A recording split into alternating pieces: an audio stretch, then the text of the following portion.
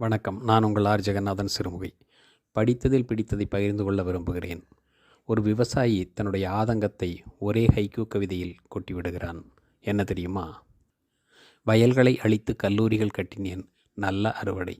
அடடா, என்ன ஆதங்கம்! பணம் சம்பாதித்து விடலாம், ஆனால் பசிக்கும்போது உணவு என்ற கேள்விக்குறி அங்கே தொக்கி நிற்கிறது.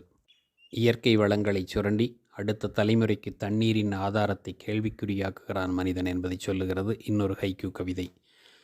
மணலேற்றி செல்லும் லாரியிலிருந்து ஒழுகுவது தண்ணீர் அல்ல, அது அந்த ஆறு கடைசியாய் சிந்துகிற கண்ணீர். இந்த வரிகள் நம் இதயத்தை பிழிகின்றன. வேலை செய்தேன் கடினமாக, சம்பளம் கூட சரியாக வரவில்லை.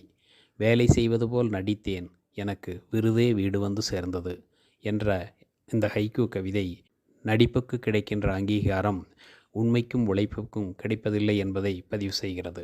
இதுபோன்ற வரிகளை எல்லாம் நம் இளைய தலைமுறையினரை வாசிக்கச் சொல்லுங்கள். இந்த வரிகளை வாசிக்கும் நம் குழந்தைகள் யோசிப்பார்கள் என நம்புவோம். மாற்றத்தை ஏற்படுத்த வாசிப்பை நேசிப்போம். நன்றி, வணக்கம்.